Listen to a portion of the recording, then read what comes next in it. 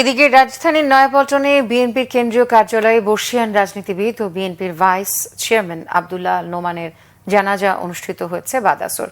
জানাজায় অংশ নেন দলের মহাসচিব মির্জা ফখরুল ইসলাম আলমগীর, স্থায়ী কমিটির সদস্য আমির খসরু মাহমুদ চৌধুরী, নজরুল ইসলাম খান, সিনিয়র যুগ্ম মহাসচিব রুহুল কবির রিজভী, শামসুজ্জামান দুদু সহ দলের কেন্দ্রীয় নেতারা। এর আগে দুপুরে জাতীয় সংসদের দক্ষিণ প্লাজায় সাবেক সংসদ সদস্য ও মন্ত্রী আব্দুল্লাহ আল নোমানের জানাজা অনুষ্ঠিত হয়েছে। সংসদ কর্মকর্তা এবং বিএনপি নেতারা এতে অংশ নেন। শুক্রবার চট্টগ্রামে আরও কয়েক দফা জানাজা শেষে তাকে পারিবারিক কবরস্থানে দাফন করা হবে। মঙ্গলবার সকালে তিনি তার ধানমন্ডির বাসায় অসুস্থ হয়ে পড়লে তাকে হাসপাতালে নেওয়া হলে চিকিৎসকেরা তাকে মৃত ঘোষণা করেন।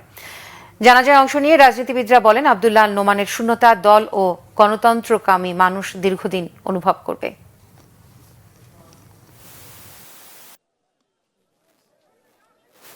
আব্দুল্লাহ নোমানের চলে যাওয়া আমাদের জন্য নিঃসন্দেহে অত্যন্ত শোকাবহ।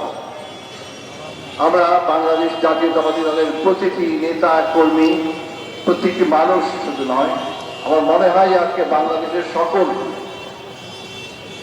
যারা দেশ সম্পর্কে চিন্তা করেন, দেশপ্রেমিক মানুষ, গণতান্ত্রিক মানুষ, তারা অবশ্যই তার অভাবটাকে তারা বোধ করবেন।